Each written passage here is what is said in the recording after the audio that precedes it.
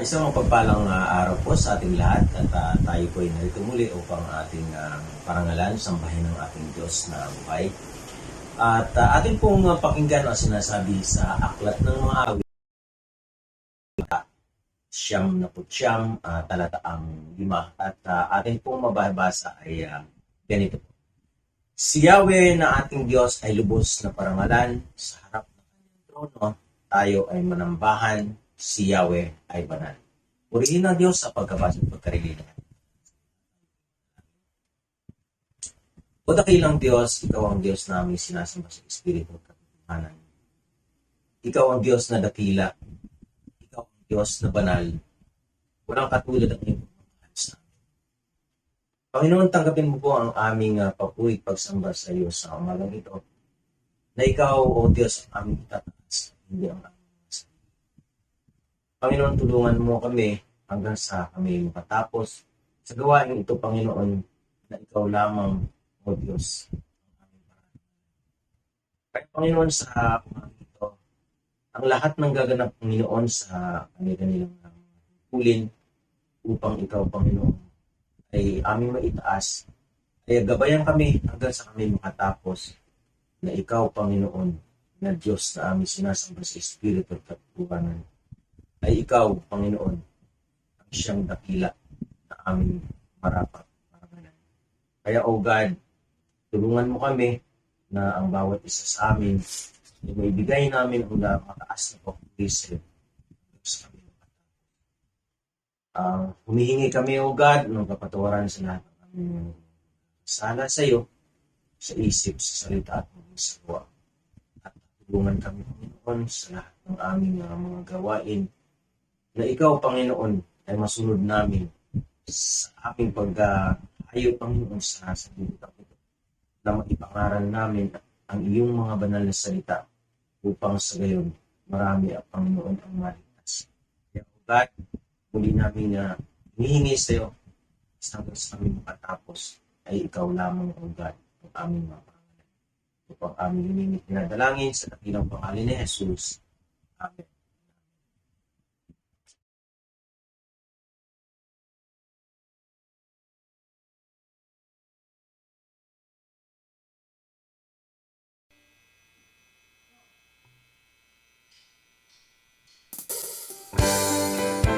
Purihin po ang Panginoon.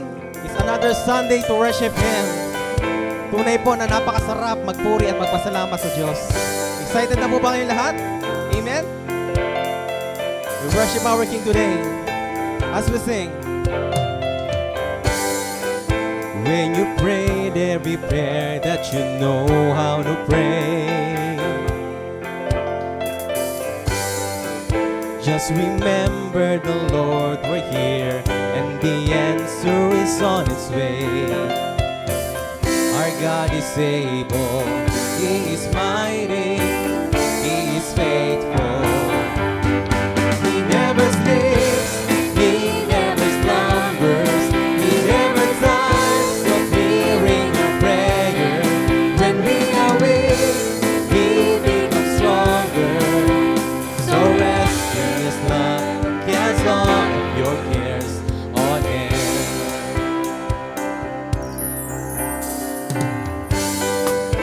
Do you feel that the Lord has forgotten your need?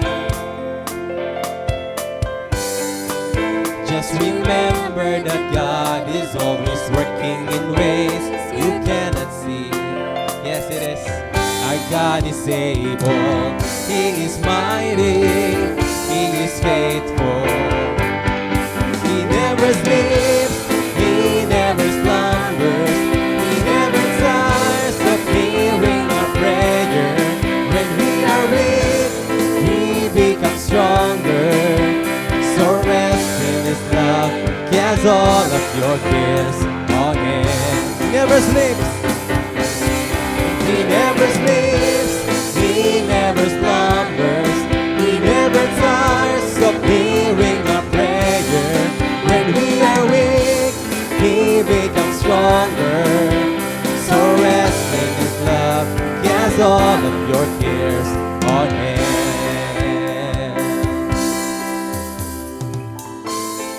right this moment, tunay po na kumikilos na ang Panginoon sa ating pong mga panalangin. Let's keep our fire burning and believe that Jesus is the one who can heal us and can answer all our prayers. So right this time, we will continue to declare and say that, Lord, we believe that you never sleeps, you never slumbers. Come on, here we go, church. He never sleeps, he never slumbers, he never tires of hearing our prayer. When we are weak, he becomes stronger. So rest in his love, cast all of your cares on him. He never, never sleeps, he never slumbers, he never tires of hearing our prayer. When we are weak, he becomes stronger. So rest in his love, cast all of your cares. So rest in his love, cast all of your cares. So rest in his love, cast all of your cares on him.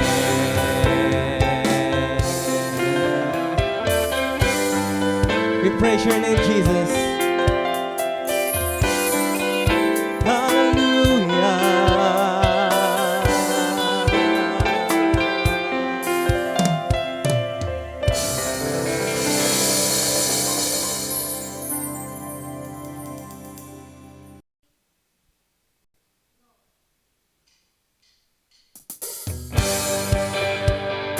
Let's continue to praise our God, church. Come on, put the hands together for Jesus. We celebrate today, Lord, because you are good and your love endures forever. We believe.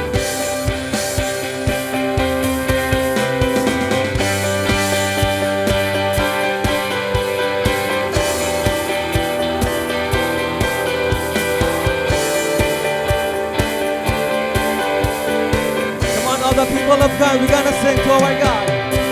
Give thanks to the Lord, our God and King. His love endures forever.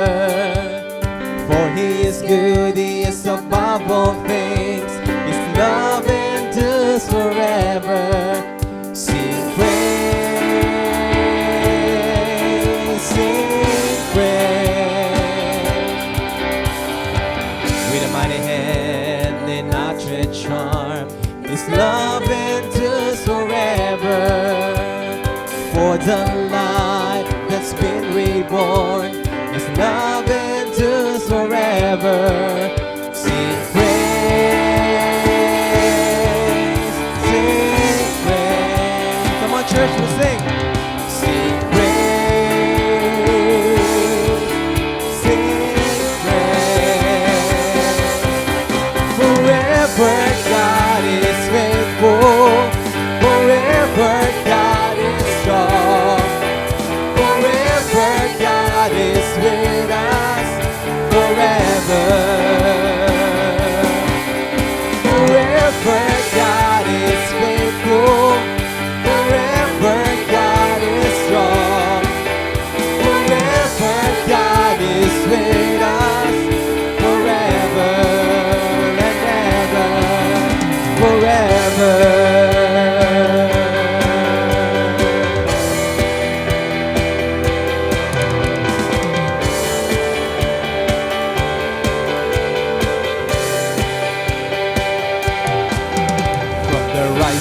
To the setting sun. Sing it, church. By the grace of God, we will carry on. Sing. Sing praise, sing praise. Lahat ng pinagpala ng Panginoon. Sing praise, sing praise. Forever. Forever God is faithful, forever God is strong, forever God is with us, forever, forever. Forever God is strong, forever God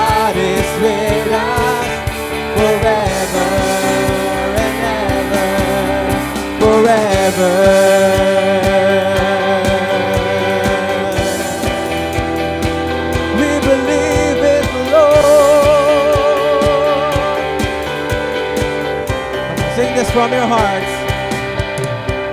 His love endures forever. His love endures forever. His love endures forever. His love endures forever. Come on, church, we sing. His love endures forever.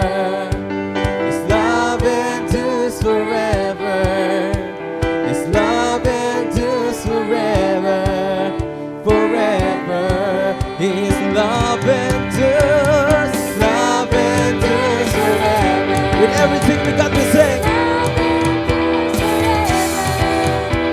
His love endures forever. Forever. Sing praise. Sing praise. Sing praise. Sing praise. Sing praise. Forever. Forever God is faithful. Forever God is strong. Forever God is with us. Forever, forever. We believe that, Lord. Forever God is with us. Forever and ever. Forever.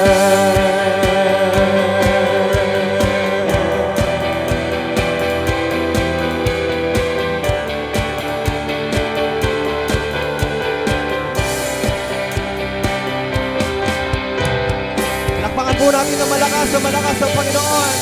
We praise you, Lord, because your love endures forever. Hallelujah.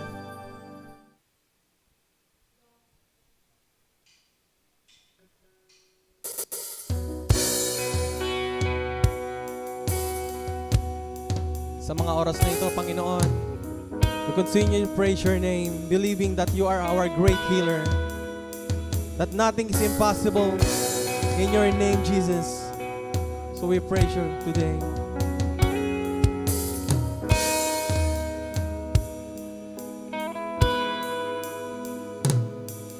You hold my every moment. You calm my raging seas.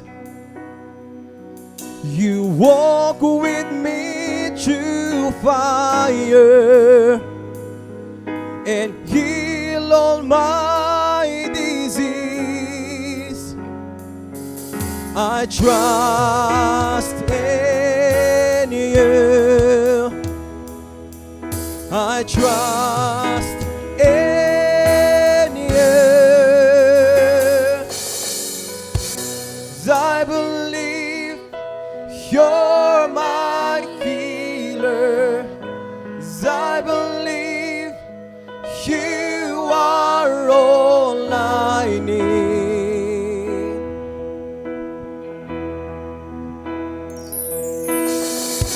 And I believe you're my portion. 'Cause I believe you're more than enough for me. Jesus, you're all I need.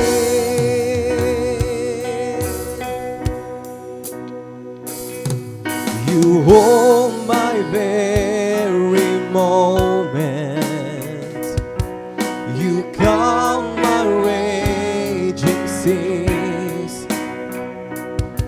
You walk with me through fire and heal all my disease. Just declare, I trust in you.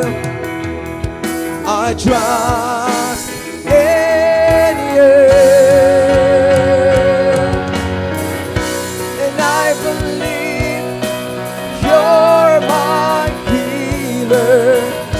'Cause I believe you are all I need. I believe, Lord.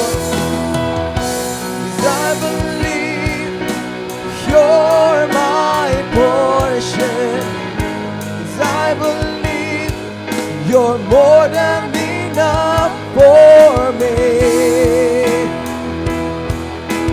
Jesus, you're all I need.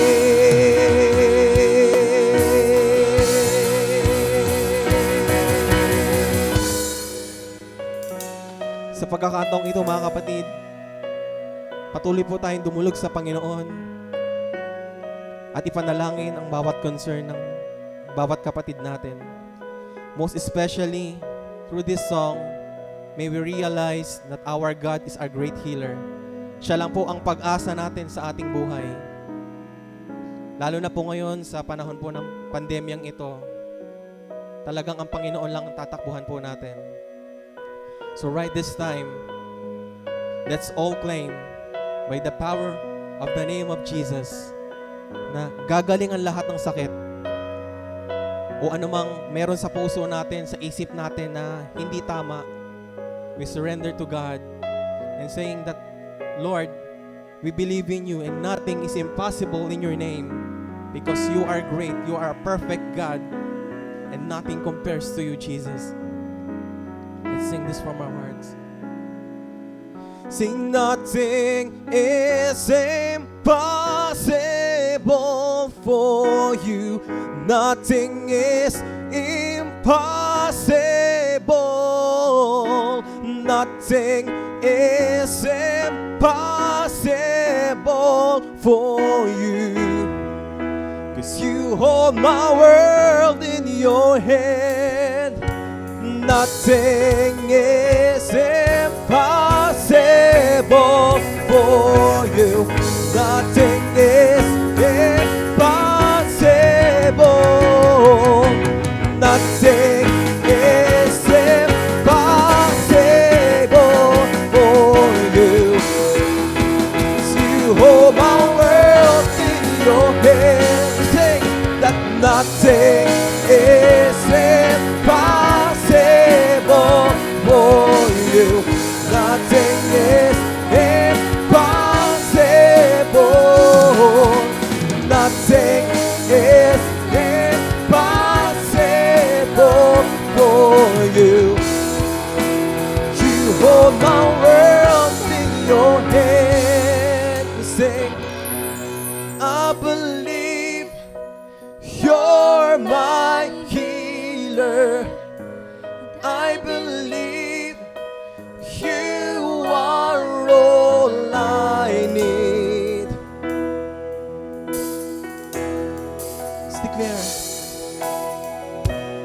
I believe you're my portion. I believe you're more than enough for me. Jesus, you're all I need. 'Cause I believe you're my healer. Declare, 'cause I believe you are all I need.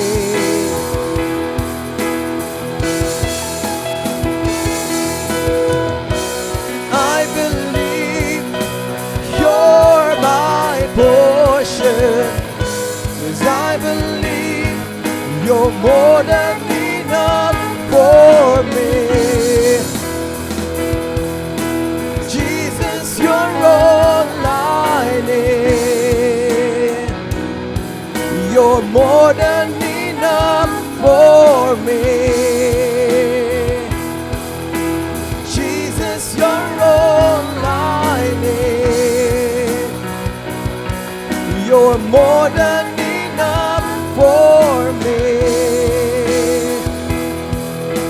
Jesus, you're all I need.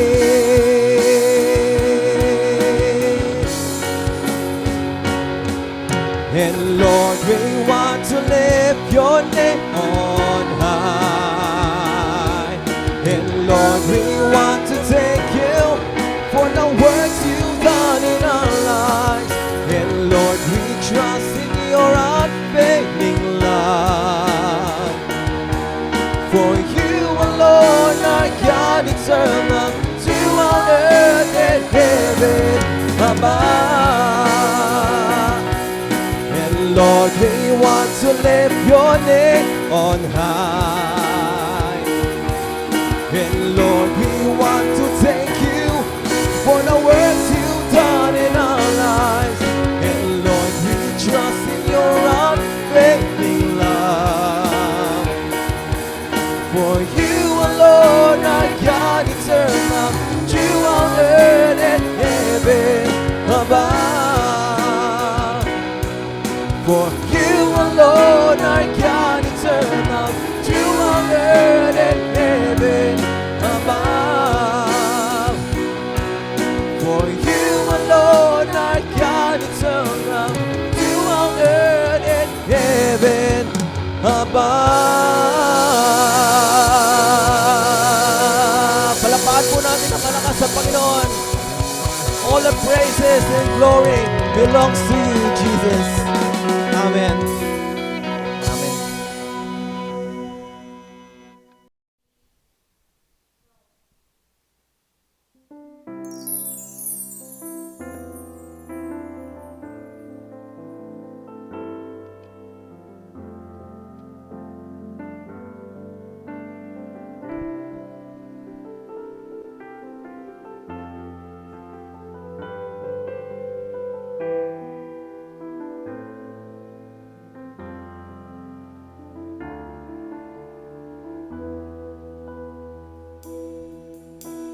Puso ko'y iyong sinisiyasat,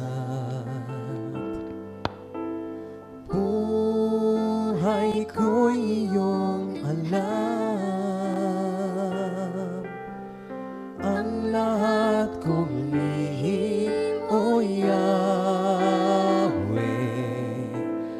ay tiyak mo ngang nababati. Lahat ng aking ginagawa sa'yo ay hindi lingid. Ang lahat kong lihim, O Yahweh, ay tiyak mo ngang nalalaman. Salamat, Panginoon, kilala mo ako. Ang lahat ng bagay ay dilingid sa'yo. Salamat, Panginoon, tinutuwid mo ako. Ikaw lang ang may alam ng aking pagtutunguhan. Salamat sa'yo, Panginoon.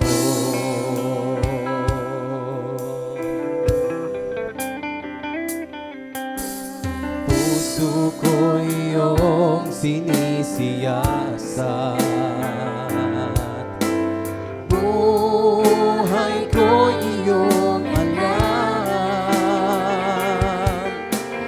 Ang lahat kong lihim, O Yahweh, ay tiyak mo nga nababati. Ang lahat ng aking ginagawa sa'yo ay hindi lingid. Ang lahat kong lihim, O Yahweh, ay tiyak mo ngang nalalaman. Salamat, Panginoon, kilala mo ako. Ang lahat ng bagay ay dilingid sa'yo. Salamat, Panginoon, tinutuwid mo ako. Ikaw lang ang may alam ng aking patutunguhan. Salamat sa'yo, Panginoon.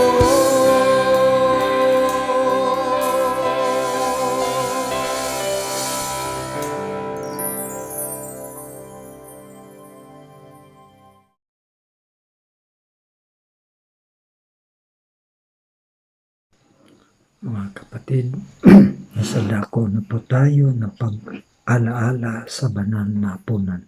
Pakinggan po natin ang sinasabi sa Mateo chapter 26 verses 26 to 30. At ito po ang sinasabi. Samantalang sila'y kumakain, tumampot ng tinapay si Jesus at matapos magpasalamat sa Diyos, kanyang pinagpira-piraso at ibinigay sa mga alagad. Kunin ninyo ito at kanin, ito ang aking katawan, wika niya.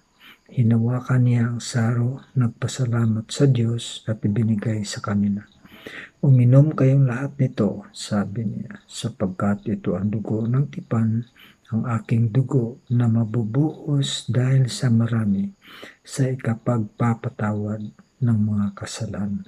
Sinasabi ko sa inyo na hindi na ako iinom nitong alak na mula sa ubas hanggang sa araw na ang bagong alak ay inumin kong kasalo kayo sa kaharian ng aking Ama.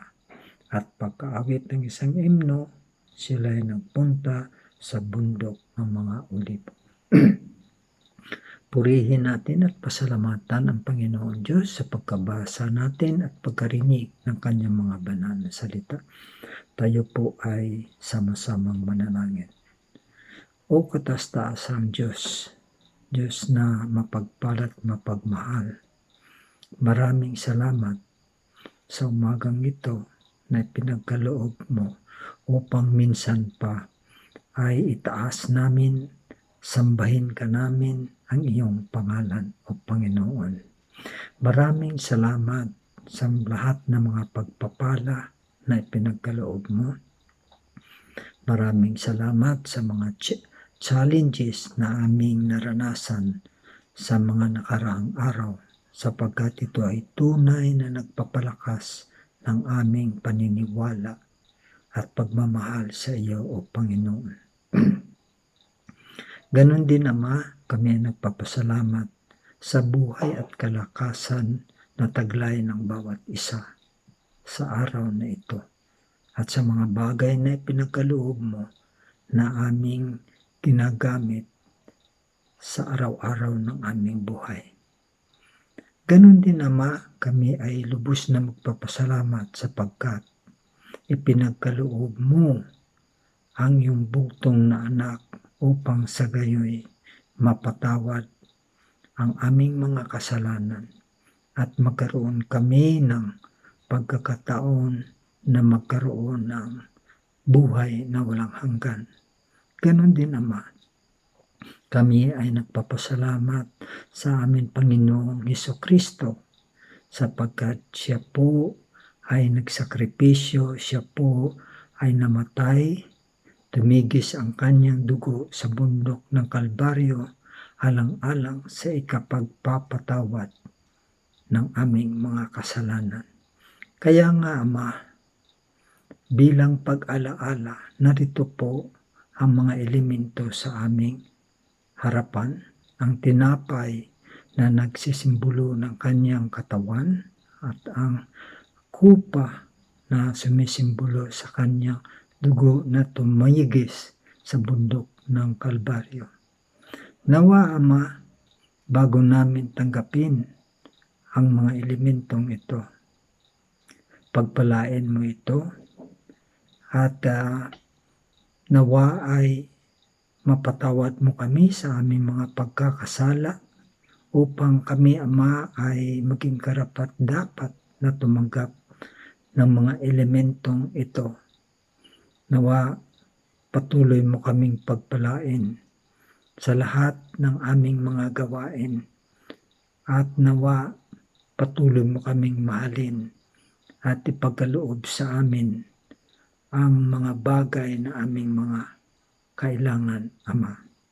Lahat ng ito ay aming sinasamot dalangin sa tanging pangalan ng aming tagapagligtas na si Jesus. Amen.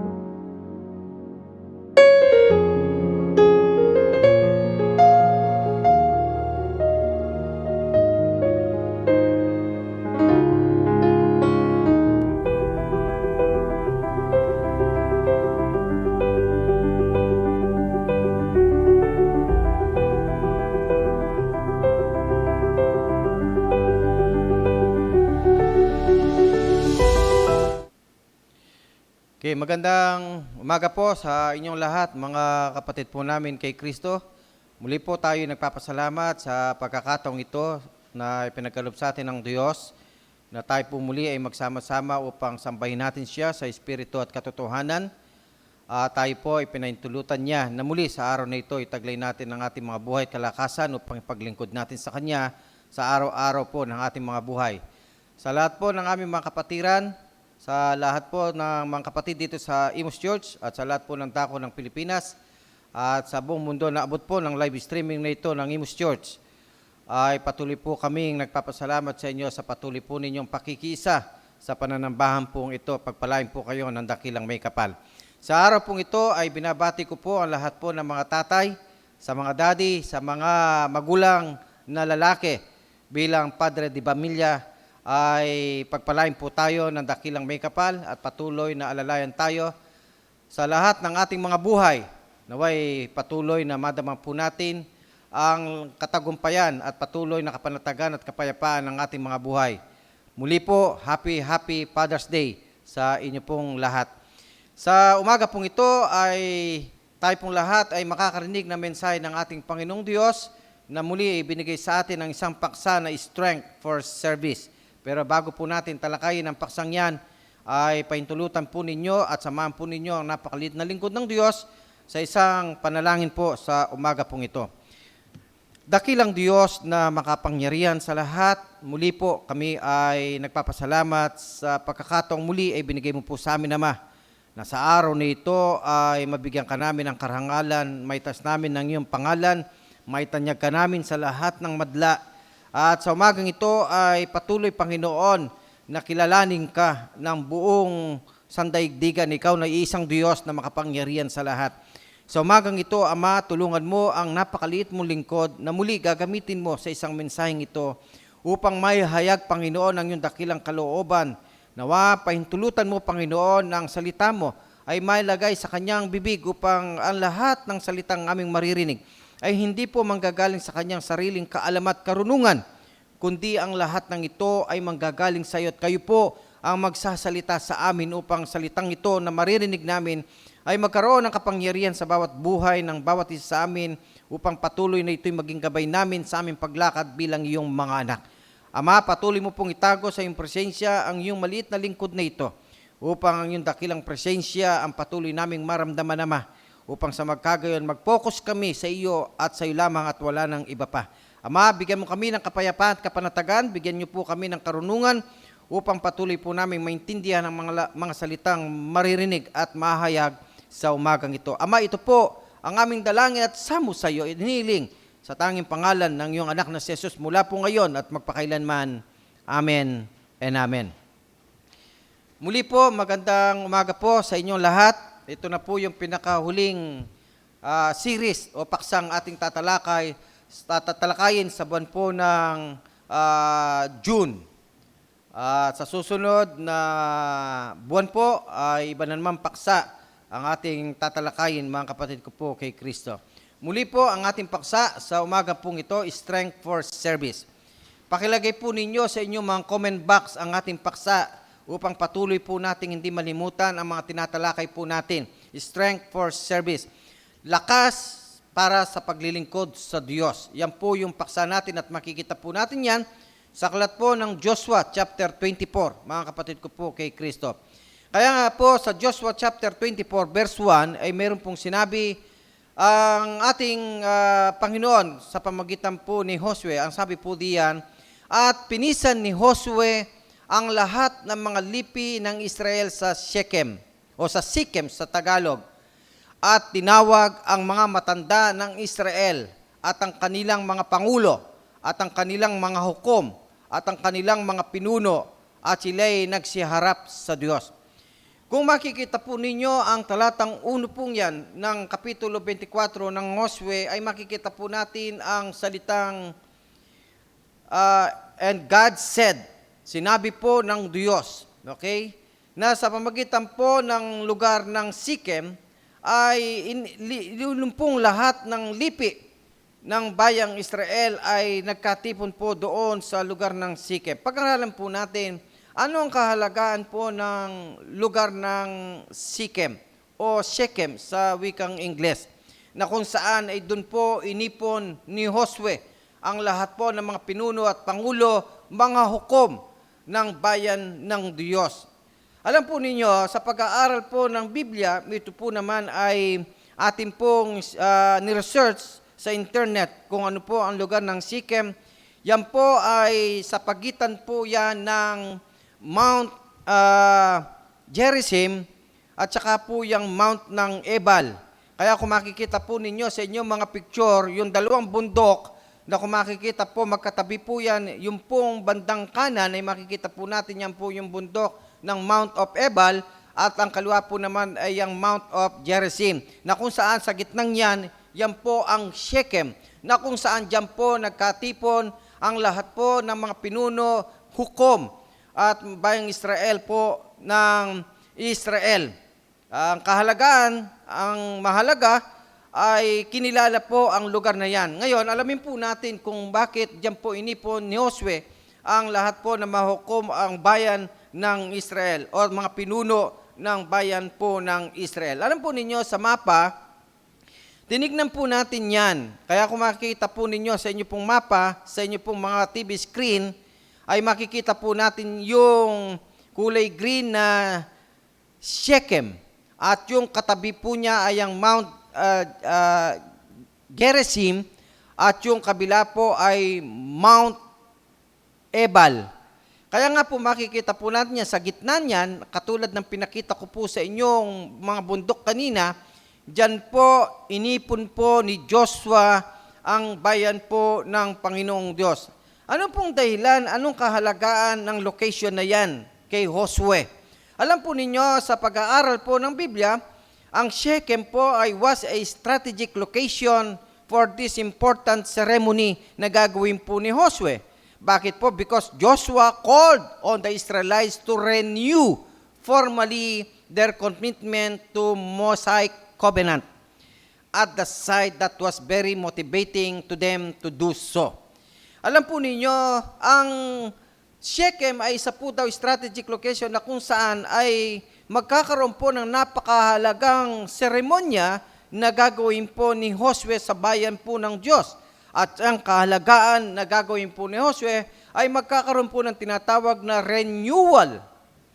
Okay po, ng kanilang commitment doon sa covenant po ni Moises, na kung saan ay binigay po ni Moises nung siya po ay nabubuhay. At ngayon naman ay ire-renew po ng bayan ng Diyos ang covenant na yan. At yan ay ginanap po at gaganapin sa lugar po ng Shechem. Kaya mahalaga po ang lugar po ng Shechem. At makikita po natin ang kahalagaan po ng lugar ng Shechem ay sapagkat pinaliwanag din po ni Joshua yan at ganun din ang Biblia kung ano po yung lugar na yan. Pakinggan po natin ang explanation po ng Biblia.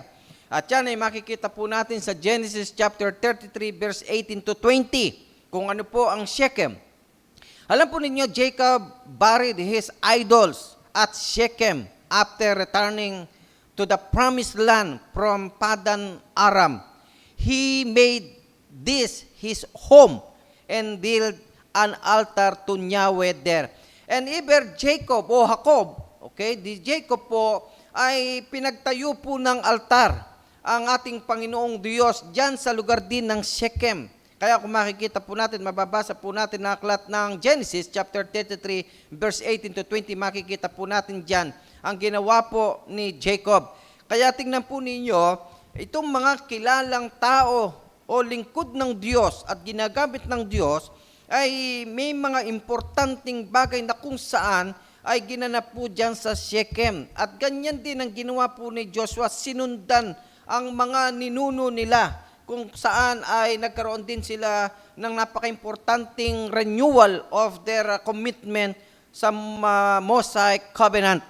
Kaya napakahalaga po ng Shechem kay Joshua. Kaya nga po sa verse 1 pa lang, verse 2 ng Joshua chapter 24 ay binanggit po ang salitang Shechem. Kaya nga po kung makikita rin po natin yan mula po sa aklat po ng Cale and Delitzsch, page 226 hanggang 27, ay binanggit po yung katagang ganito. As Jacob selected Shechem for the sanctification of his house, because this place was already consecrated by Abraham as a sanctuary of God. Ito pa. Kaya pala, na napakahalaga ng lugar ng Shechem at hindi nalimutan ni Joshua yan, kaya dyan din inipo ni Joshua ang bayan ng Diyos for the renewal of their covenant, sapagkat even Abraham ay dyan po nagtayo din po ng altar na ni Yahweh dyan po sa lugar ng Shechem. Kaya nga kung makikita po natin dyan, kahit dyan po doon sa nagliliyab na apoy ng puno na nagpakita ang Diyos sa kanya, ay nandyan din po yan sa Shechem, sa bahagi po dyan. Kaya nga kung makikita po natin dyan, ay napakahalaga po ang lugar na yan because this place was already consecrated by Abraham as a sanctuary of God. To Joshua choose the same place for the renewal of the covenant because this act of involved a practical renunciation of the part of Israel of all idolatry. Kaya nga po mga kapatid ko po sa pananampalataya, ibinigay ko lang po ang idea ng Shechem kung bakit binanggit po ni Joshua yan sa chapter 24 po ng kanyang sulat, ay talagang dahil ginamit din po ang lugar na yan mula po kay Abraham, kay Jacob, at ganun din sa mga iba pa. At ganun din ngayon kay Joshua kung bakit binigyan niya ng importansya sapagkat ang lugar na yan, diyan nakikipag-usap po ang ating Panginoong Diyos sa kanyang bayan at sa lahat ng kanyang mga lingkod. Kaya nga po kung makikita po ninyo, yung renewal po nila ay meron pong outline na ginawa. Katulad po ng ninyong nakikita sa inyong mga screen. The structure of this covenant renewal speech is similar to the typical Hethital. Meron po yung sinasabi po from Joshua chapter 24. Meron pong preamble. Kaya nga meron din pong historical prolong.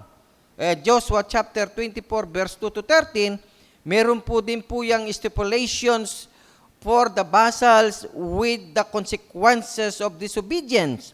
Kaya binanggit din po yan kung kapag hindi ka sumunod, ay meron mga consequences. At meron din po yung na tinatawag po natin in Joshua chapter 24 verse 14 to 24, the writing of the agreement. Kaya sa ating introduction ay pinakita po na napakahalaga po ng pagtitipong yan ng bayan ng Diyos sa Shechem para sa kanilang renewal of commitment.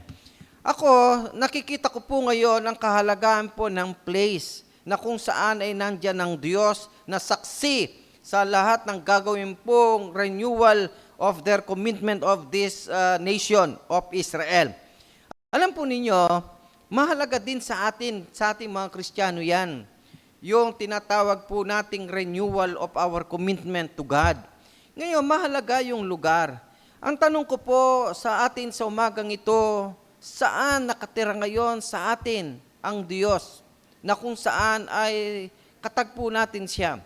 Alam po ninyo, in biblical aspect po, o biblical basis po, ang Diyos, ang sabi po niya in 1 Corinthians chapter 3 verse 16, because the Holy Spirit is the temple of our body. Kaya nga po, ang Diyos po ay templo, no, ng ating katawan. Dito nakatira sa puso natin. Kaya nga sa lahat ng mga Kristiyano, mahalaga lagi ang renewal of our commitment. Kasi po dumarating sa buhay ng Kristiyano sa atin at hindi rin makakakaila sa atin na tayo po ay nagkakaroon ng kahinaan. At tayo po rin ay minsan ho ay tila bagang nawawala na tayo ng pag-asa. Kaya mahalaga na i-recommit uli natin ang ating pananampalataya. Kaya mahalaga na kung ang Diyos ay nakatira sa atin, sa ating sarili, dito sa puso natin, mahalaga ngayon na itong sarili natin, itong sarili natin ay i-renew natin for the service of our Lord Jesus Christ. Yan po yung aking nakikita dyan na sinasabi din po ng banal na kasulatan. Kaya nga po, alam po ninyo, meron isang quotation na sabi po ni Audre Lorde. Ito po ang sabi po niya. The more I use my strength in the service of my vision, the less I am afraid. So, ibig sabihin, yung paglilingkod kung saan yung lakas natin ay ginugugol talaga natin sa paglilingkod in our vision. And because our vision, and this is our vision, to serve God, to entire of our life on earth. Kasi meron tayong adikaing makarating sa langit. Kaya nga, kung meron tayong adikaing makarating sa langit, mga kapatid ko po, kay Kristo, yung strength, yung lakas po natin, ay kailangan po nating gamitin at igugol sa Diyos sa paglilingkod sa Kanya sa maraming kaparaanan ng ating buhay dito sa mundong ito. At yan ang pag-uusapan po natin sa umaga pong ito, mga kapatid ko po kay Kristo. Ang unang bahagi, mga kapatid ko, na pag-uusapan po natin na paglilingkod sa Diyos, ay makikita po natin yan sa verse 2. At yan ay makikita po natin yung tinatawag nating service explained. Yung verse 2 po, pinaliwanag po ni Josue po yan sa kanyang bayan. Kaya nga, kung babasahin po natin ang talata ng Biblia, ay ganito po ang ating maririnig. At sinabi ni Josue sa buong bayan, ganito ang sabi ng Panginoon ng Diyos ng Israel. Ang inyong mga magulang ay tumahan ng unang panahon sa dako roon ng ilog, na dilibat si Tare, okay, na ama ni Abraham at ama ni Nacor, at sina'y naglingkod sa ibang mga Diyos.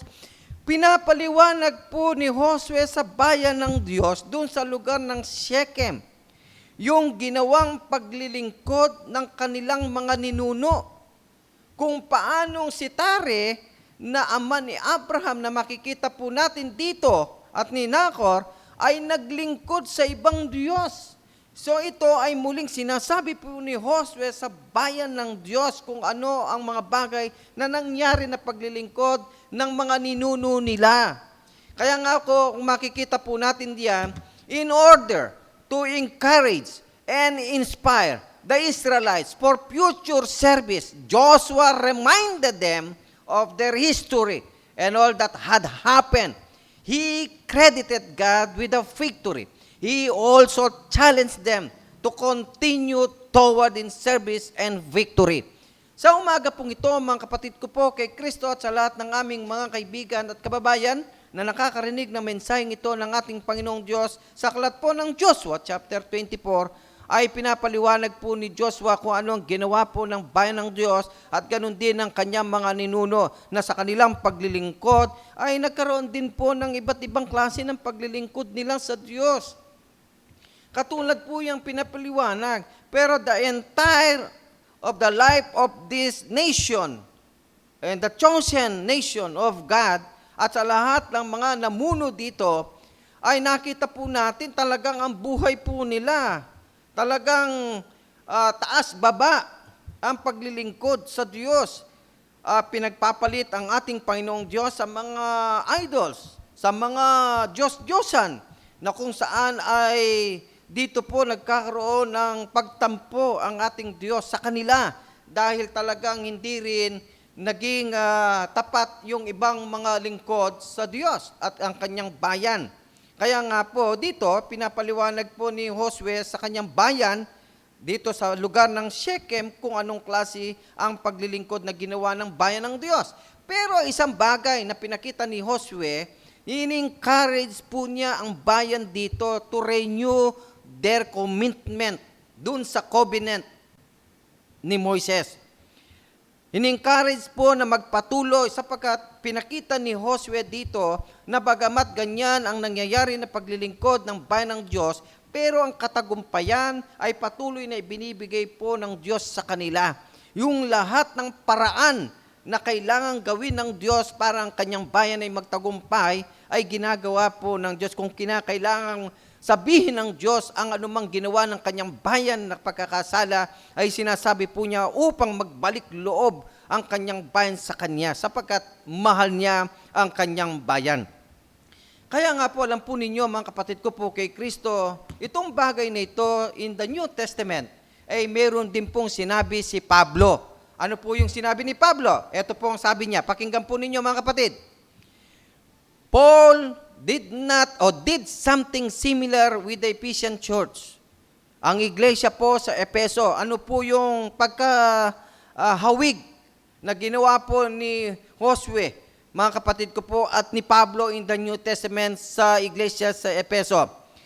He reminded them of the gift of their salvation. Ni-remind din ni Pablo yung salvation na tinanggap po ng iglesia o mga kapatid natin sa iglesia sa Epeso. Ano po daw yon?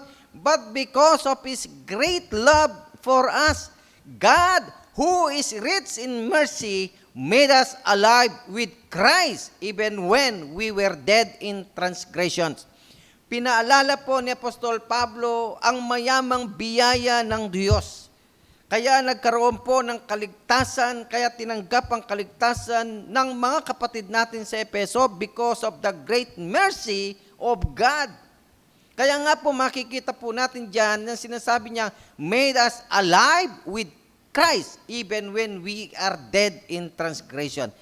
Na dati ay ganito kayo, mga patay kayo. Kagaya ng sinabi ni Joshua, ito yung mga ninuno nyo, nagsamba sa mga Diyos-Diyosan. Sinabi ni Pablo, dati kayo ganito, patay kayo, pero ngayon ay muling nabuhay kayo because of Christ. It is by grace you have been saved. Sa magitan ng biyaya ng Diyos, kaya kayo ay naligtas. In the Old Testament, because of the love of God, tingnan po ninyo yung ginagawang paraan ng Diyos upang kanyang bayan ay manumbalik sa Kanya. At ganun din sa ating kasalukuyang buhay, sa paglilingkod natin. Kaya wag po natin kalimutan yung ating unang bahagi, pakisulat po ninyo sa inyong mga comment box yan. Okay? He explained the service. Okay, in verse 2. Kaya nga po, alam po ninyo, by grace, we are saved. Kaya ang tao, walang pwedeng ipagmalaki eh. Di po ba? Wala tayong pwedeng ipagmalaki na kaya tayo ngayon ay mauusay, magagaling, kaya tayo naligtas because of our own. Hindi pwede. Kaya nga, hindi tayo pwedeng magyabang. Ang importante ngayon ay alam natin kung paano tayo maglingkod. Yung lakas natin, yung strength natin, ay kung paano natin gugulin sa Diyos na nagbigay sa atin ng pagkakataong makapanumbalik sa Kanya. Kung ano ang klaseng paglilingkod, o tanong ko sa umagang ito, anong klaseng paglilingkod? Tanungin mo nga sarili mo, ano ngayon ang paglilingkod na ginagawa mo sa buhay mo sa Diyos? Talaga bagang naglilingkod ka sa Diyos? O anong klase ang paglilingkod na ngayon ay ginagawa mo? Sabihin nga po ninyo sa inyong mga comment box, yung pong salitang, ano ang ginagawa kong klaseng paglilingkod sa Diyos? Anong klaseng paglilingkod ang ginagawa ko sa Diyos? Pakisulat po natin sa mga comment box. Okay po? Tayo po nakakaalam ngayon yan kung anong klaseng paglilingkod ang ginagawa natin sa Diyos. Baka naman ang paglilingkod paundat-undat, o ibig sabihin papatay-patay, o mamaya malamig ka, mamaya malakas ka, mamaya malamig o mainit ka. Naku, delikado po yan. O, di po ba? Kaya nga, eto ngayon ang sinasabi po ni Joshua sa kanyang bayan, magkakaroon sila ng tinatawag na renewal of their covenant, mga kapatid. Kaya nga, sabi po ni Paul, in Ephesians chapter 2, verse 10, sabi niya, Paul then told the believers of the expectation of service. Kaya nga sabi niya, for we are God's workmanship created in Christ. Tayo po ay nilalang ng Diyos. Para saan? Para kay Kristo, upang gumawa ng mabuti. At yan ay inihanda po daw, advance ha. Nung una pa, inihanda na ng Diyos. Na tayong mga Kristiyano ngayon ay linikha ng Diyos upang, because of Christ, to do good works. So in our service to God, today, my brothers and sisters in Christ, ito po, gumawa ng mabuti. Pero hindi yung paggawa ng mabuti, yun ang nagligtas sa atin. Because of the grace of God. Kaya tayo nagligtas. At ngayon, yung grace na yon ang nasa atin to do good works. Yan po ang ina-explain po ni Joshua sa bayan ng Diyos. Kaya nga po alam po ninyo, mahalaga po yun kung anong klase ang paglilingkod po natin sa Diyos. Ang ikalawang bahagi na makikita po natin sa Joshua chapter 24, makikita po natin sa verse 15, ang katagang service experience. Pakisulat po ninyo ang ikalawa pong bahagi ng ating pag-aaral sa umagang ito, service experience. Pakibanggit mo nga sa bibig mo, service experience. Tapos isulat mo sa comment box po natin para hindi po natin malimutan. Ano ang experience natin sa ating paglilingkod? The entire of our life being a Christian today. Ano yung serbisyong ginawa mo o na-experience mo sa buhay mo bilang isang mga Kristiyano? Meron po ba? May masasabi po ba tayo? Pakisulat nga po natin sa ating mga comment box kung ano na yung mga serbisyong ginawa nating paglilingkod sa Diyos. Kahit isa lang po ang ilagay po ninyo sa inyong mga comment box. Ito yung ginawa kong paglilingkod sa Diyos. Kaya nga kung makikita po natin yung picture natin in number 2, yan yung ginawang halimbawa ng paglilingkod. Mismo si Jesus Christ, kung paano naglingkod siya. At pinakitang isang halimbawa po yung paglilingkod sa tao. Kaya nga po, ang sabi po ng Joshua 24:15 ay ganito. At kung inaakala ninyong masama ang maglingkod sa Panginoon, ay piliin ninyo sa araw na ito kung sino ang inyong paglilingkuran. Kung ang mga Diyos ng inyong mga magulang na pinaglilingkuran sa dako roon ng ilog, o ang Diyos ng mga Amoreyo na ang lupain nila ay iyong tinatahanan, ngunit saga ng akin at ng aking sambahayan ay maglilingkod kami sa Panginoon. Yun po yung sinasabi po ng Biblia ngayon. Even Joshua, sinabi niya, pinili niya sa experience niya, sa the entire of life of Joshua, pinaglingkod niya, buong sambayan kasama niyang naglingkod sa ating Panginoong Diyos. Kaya nga, is a matter of choice. Sa umagang ito, sabihin po natin, kung ito is a matter of choice, sino pipiliin mo sa buhay mo ngayon? Yung lakas mo, kanino mo ibibigay? Kanino mo ipaglilingkod? Sa mundo bang ito o sa Diyos natin?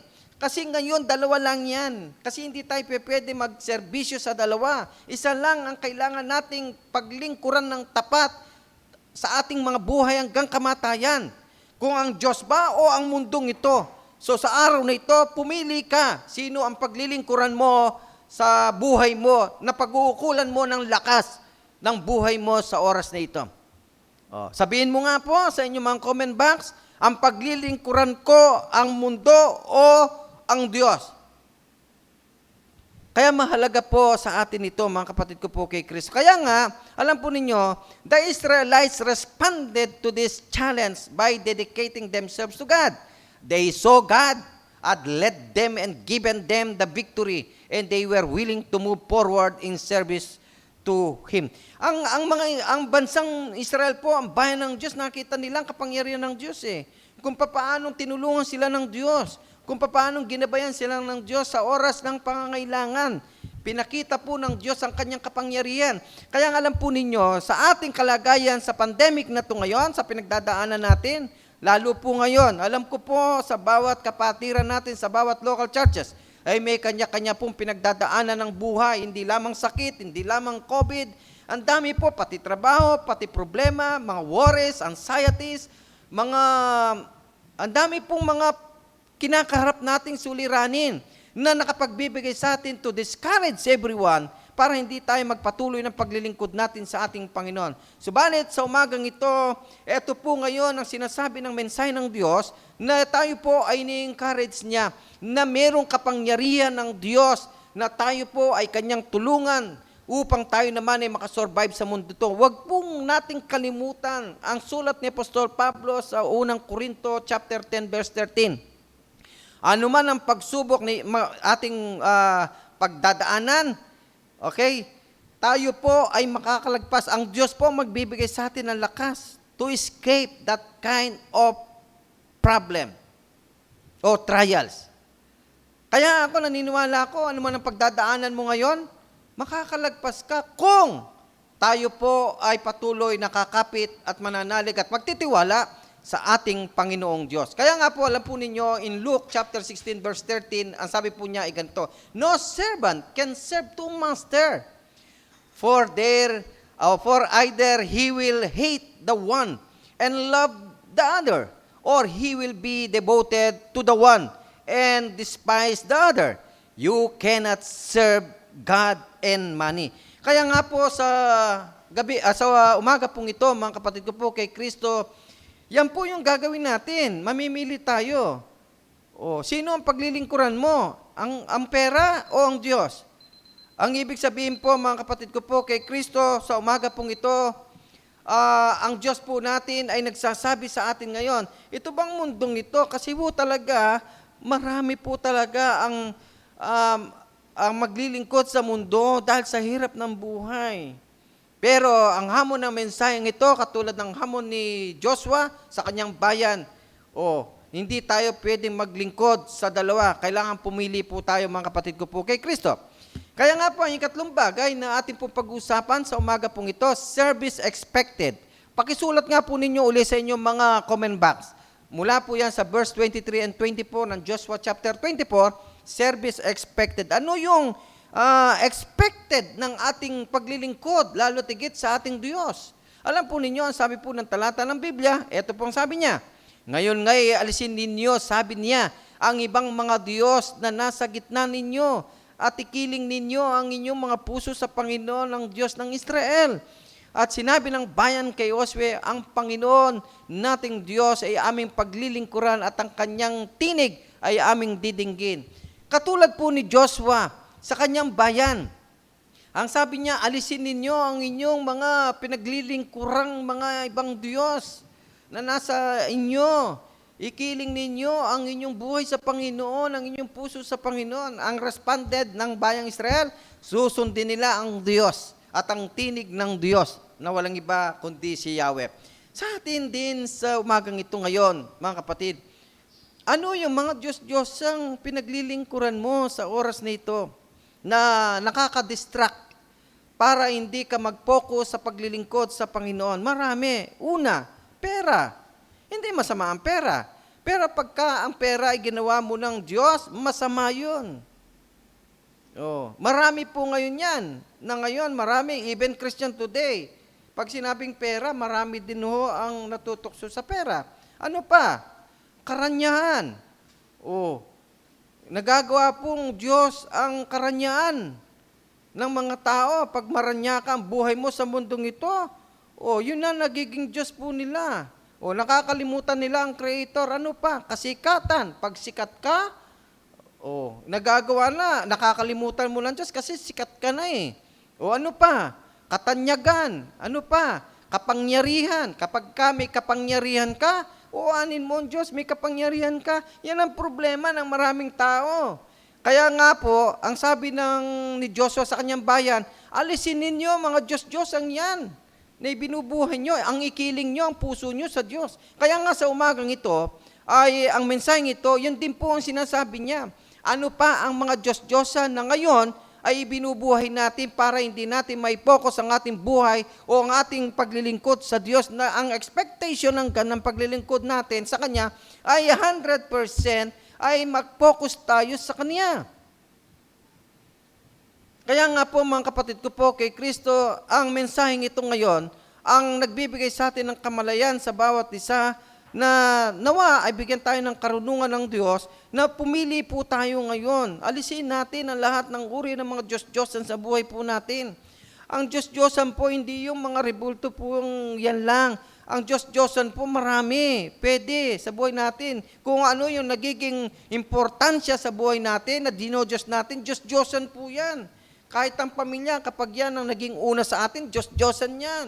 O kahit yung ating mga iniibig, naging Diyos-Diyosan din yan. Kaya alisin natin yan ang sabi po ng Biblia. Kaya nga po sa umagang ito, mula po sa akin hanggang sa inyo, ay hamon ng mensaheng ito, it's time to renew our commitment, our strength to our God. Panahon na po, kasi wala na eh. Saan ka pa pupunta? Hindi po ba? Kaya nga, it's a matter of choice. Hindi ka naman pwede maglingkod sa dalawang Diyos. Kaya pumili po tayo. Pero ang pinili ng bayan ng Diyos ay sumunod sa tinig ni Yahweh at maglingkod kay Yahweh. Yan po ang sinabi nila. If we are to accomplish the service which God expects, we must be willing to surrender our lives completely to Him.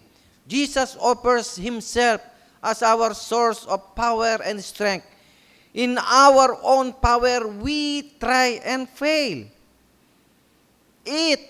However, we use His power forsake the things of the world that distract and weaken and walk hand in hand with Jesus. Then victory is ours as we accomplish our divinely appointed task. Mga kapatid, ano man po yung task na mayroon ka ngayon, ito po ang sabi ng mensaheng ito. Yung task, anumang klaseng task yan sa paglilingkod mo sa Diyos, anumang talent na pinaglilingkod mo sa Diyos, ibuhos mo na sa Diyos. Pakisulat nga po natin sa ating mga comment box, yung talentong ibinigay sa akin ng Diyos, ibubuhos ko na. Yan. Sige, isulat po ninyo sa inyong mga comment box, ibuhos mo na ang paglilingkod sa Diyos, anong talento mo. Kasi malapit na eh. O, sa nangyayari pong ito, ano pang gagawin mo? O di, buhos na natin kung ano man po ang paglilingkod mo na sa Diyos po, di po ba? Kaya nga, maliwanag yung sinabi po ni James chapter 4, verse 7. Ano po sabi niya? Submit yourselves, therefore, to God. Resist the devil, and he will flee from you. No. Submit na natin ang ating sarili sa Panginoon. Pag ginawa natin yan, lahat po, mag-focus na tayo sa Panginoon. Okay po, yun po yung sinasabi ng mensaheng to. Kaya ang sabi po ng isang quotation ay ganito, always render more and better service than is expected of you, no matter what your task may be. Yun po yung sinasabi ng isang quotation, napaganda po niyan eh. Always render more and more better service. Ibuhos na natin ang paglilingkod natin sa Diyos. Ano pang gagawin natin, mga kapatid? maliwanag naman ang sinasabi ng Biblia. O, ano ngayon ang paglilingkod mo? Ano yung talento mong pinaglilingkod sa Diyos? Tanong ko nga. Tanungin niyo po ang sarili niyo. Ano yung talentong pinaglilingkod ko sa Diyos?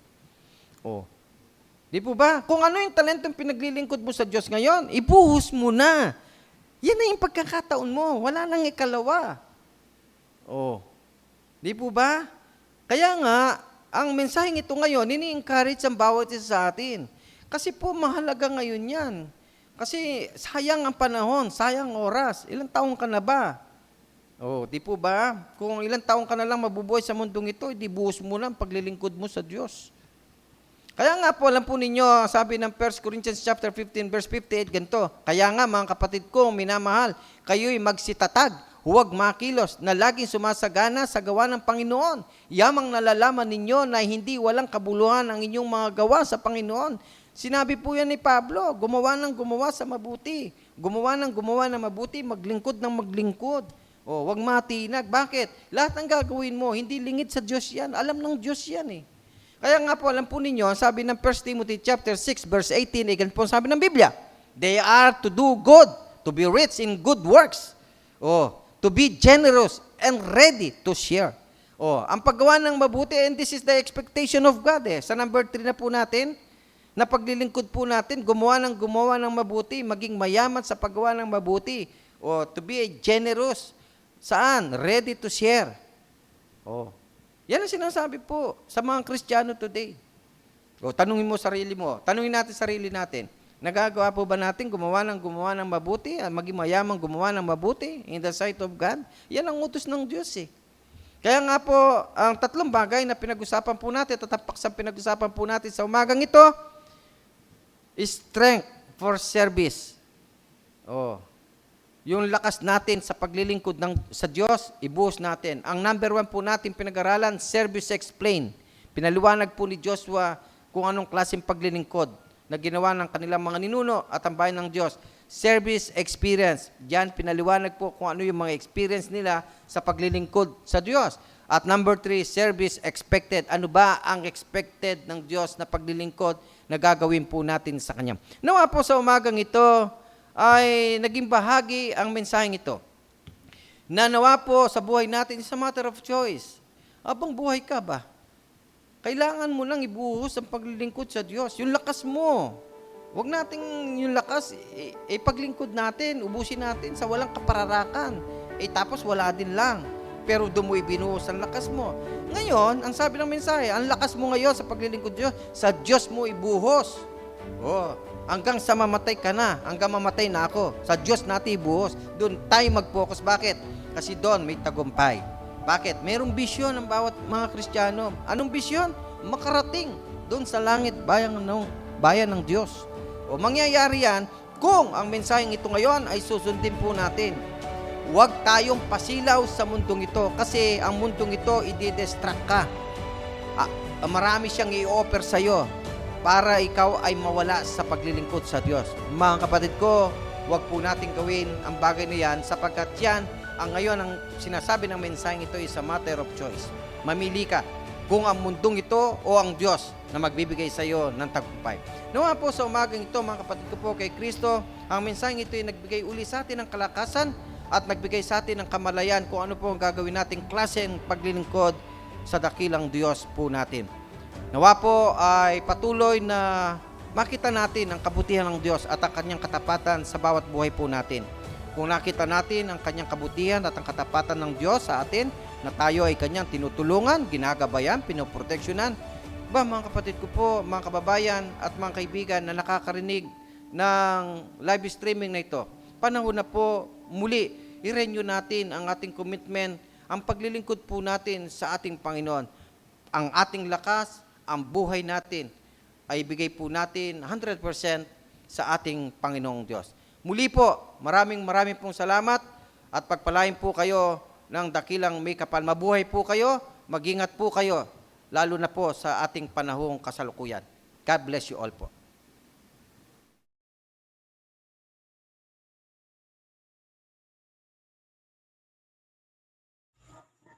Tayo po ay dumako na sa ating pagbibigay ng ating ikapu. Bago ang lahat, ating munang pakinggan ang salita ng Diyos na matatagpuan sa Nehemiah 10 verse 35 to 37. Ito po ang kanyang sinasabi.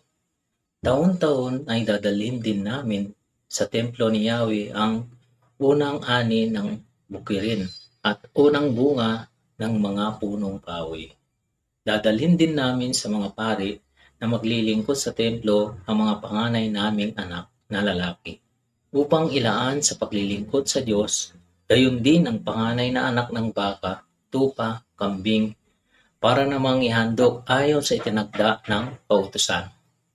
Magdadala rin kami taon-taon ng minasa na harina mula sa unang ani ng trigo at iba naming mga handog na alak, langis, ng ulibo at lahat ng uri ng bungang kahoy. Magbibigay rin kami sa mga Levita ng 10 bahagi ng mga inani sa aming bukirin. Ang mga Levitang ito ang naglilikom ng mga 10 bahagi at magdadala ng mga ito sa templo. Purihin nawa ang pagkabasa at pagkarinig. Tayo po'y manalangin. O Diyos naming makapangyarihan sa lahat, Diyos na nagbibigay ng buhay at kalakasan sa amin. Muli po Ama, nagpapasalamat po kami ngayong araw na ito. Tulungan mo po ang bawat isa sa amin na makahanap ng ikabubuhay ang aming mga kapatid.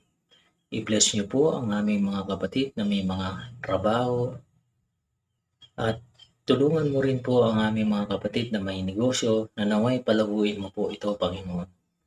Inihiling ko po sa inyo, Panginoon, na ang malilikom naming mga salapi ngayong araw na ito ay gagamitin po namin sa pagpapatayo ng iyong banal na iglesia at pagpapalaganap ng iyong banal na salita. Inihiling po namin ito sa matamis na pangalan ni Jesus. Amen.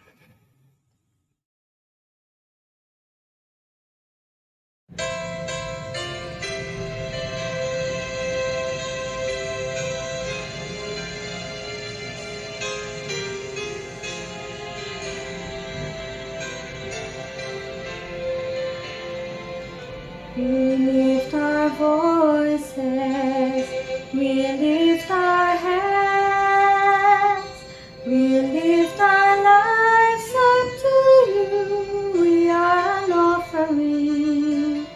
Lord, use our voices, Lord, use our hands, Lord, use our lives, they are yours, we are an offering.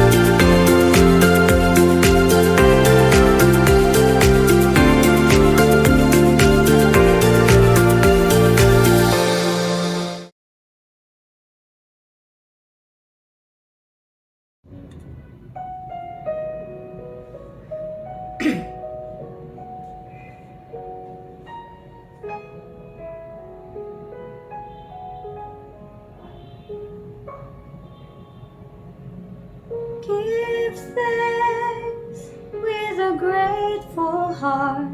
Give thanks to the Holy One. Give thanks because He's given Jesus Christ, His Son. Give thanks with a grateful heart. Give thanks to the Holy One. Give thanks because He's given Jesus Christ, His Son. And now let the weak say, I am strong. Let the poor say, I am rich because of what the Lord has done for us. And now let the weak say, I am strong. Let the poor say, I am rich because of what the Lord has done for us. Give thanks with a grateful heart. Give thanks to the Holy One. Give thanks because He's given Jesus Christ, His Son. With a grateful heart, give thanks to the Holy One.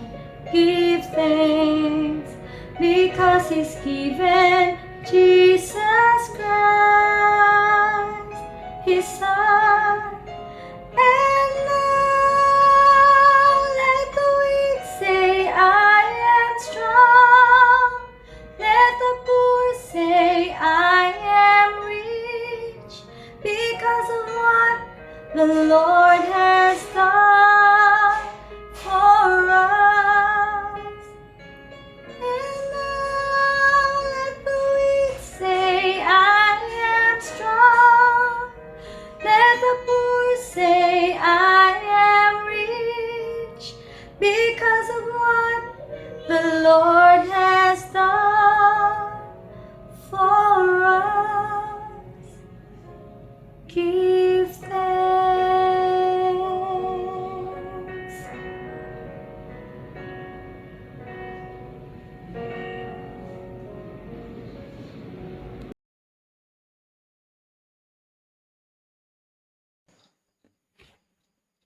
Kapatid, sama-sama po tayong manalangin. O Ama, Diyos na makapangyarihan sa lahat, Ikaw ang Diyos na dapat sambahin ng bawat isa sa amin, sapagkat Ikaw lamang ang tunay na Diyos na nagmamahal sa amin. Sa umagang ito, Ama, kami ay nagpapasalamat ng lubos sapagkat sa pamamagitan ng live streaming na ito ay nakasama namin ang iba pa naming mga kapatiran at ang iba pang nagsusubaybay, nakikinig at nanonood sa live streaming na ito. Nawa ang ginawa naming pagsamba sa umagang ito ay nagiging kalugod-lugod para sa iyong harapan at naitaas namin ang iyong dakilang pangalan. Ganon din, Ama, maraming bagay na dapat naming ipagpapasalamat sa iyo. Kaya, Ama, patuloy kaming lumalapit sa iyo, patuloy kaming sumasamba sa iyo upang itaas at ipalaganap ang iyong mga banal na salita. Ama, sa umagang ito, nais ko rin idulog sa iyo ang aming mga kapatiran na sa ngayon ay nagsiselebrate ng kanilang kaarawan. Nawa Ama, patuloy mo silang pagpalain, patuloy mo po silang bigyan ng pagkakataon na hahaba pa ang kanilang buhay, makaselebrate pa sila ng mahabang taon na makasama ang kanilang pamilya, at ganoon din patuloy kanilang sambahin habang sila po ay nabubuhay. At nawa ay pagkalooban mo sila ng kalakasan at kalusugan na tanging nagmumula sa iyo. Ganon din po sa aming mga kapatiran na sa ngayon ay nagsiselebrate ng kanilang wedding anniversary. Ganon din, Ama, ang inihiling namin nawa ay patuloy mong lalong paglapitin ang mga couples na ito, patuloy na bigyan mo sila ng mahabang buhay at mahabang panahon na maisama nila ang kanilang buong pamilya, at ganoon din patuloy na sila po ay magsilbi at magmamahal at magsamba sa iyong kadakilaan, Ama. Ganon din, hiniling namin na patuloy mo silang pagkalooban ng kalakasan, patuloy na proteksyonan mo sila sa lahat ng sandali. Ganon din, Ama, ay inilalapit ko rin sa iyo ang lahat ng aming mga kapatiran na mayroong mga karamdaman. Alam namin na hindi maiksi ang iyong kamay upang hipuin mo ang mga kapatiran namin na ito upang sila po ay magkaroon ng malusog na pangangatawan. Pagalingin mo po sila at nawa alisin mo ang anumang mga alalahanin sa kanilang mga sarili at sa kanilang buhay, upang sila, Panginoon, ay patuloy na magsamba at ikaw lamang ang kanilang kilalaning Panginoon na kanilang mamahalin at sambahin habang sila po ay nabubuhay sa mundong ito. Ganon din, inilalapit ko rin sa iyo, Panginoon, ang aming mga kapatiran na nagtapos ng kanilang pag-aaral. Nawa ay patuloy mo silang i-guide, patuloy mo silang bigyan ng pag-asa na magkaroon ng magandang buhay, at ganoon din ay patuloy mo silang pagkalooban ng kalusugan, proteksyonan mo sila, Panginoon, at ilayo mo sila sa anumang kapahamakan. At nawa ang mga kapatid naming naghahanap ng mga trabaho ay pagkalooban mo sila ng trabaho, at sa pagkakataong iyon ay ipadaloy mo ang iyong mga pagpapala sa kanila sa pamamagitan ng mga trabahong ipagkaloob mo para sa kanila, Panginoon. Sa pangkalahatan, Ama, hinihiling namin nawa ay patuloy mo kaming ingatan, patuloy mo kaming pagpalain, patuloy mo kaming proteksyonan, at higit sa lahat, patuloy mo kaming i-guide, at nawa ay lalong higit na palakasin mo ang aming spiritual na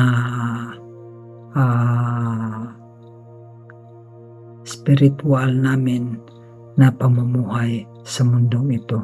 Tulungan mo kami na maging malakas, tulungan mo kami na lalong ikalat ang iyong mga banal na salita sa mga taong hindi pa nakakaalam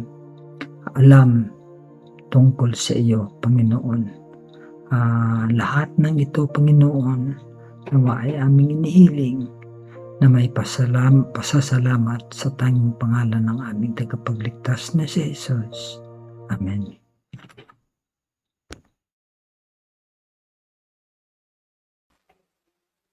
Mga kapatid, tanggapin po natin ang pagpapala na nagmumula sa ating Panginoong Diyos. Naway lubusan kayong pabanalin ng Diyos na siya nagbibigay ng kapayapaan at naway panatilihin niyang walang kapintasan ang buo ninyong katauhan, ang espiritu, kaluluwa at katawan hanggang sa muling pagparito ng ating Panginoong Hesukristo. Papurihan nawa si Kristo magpakailanman. Amen.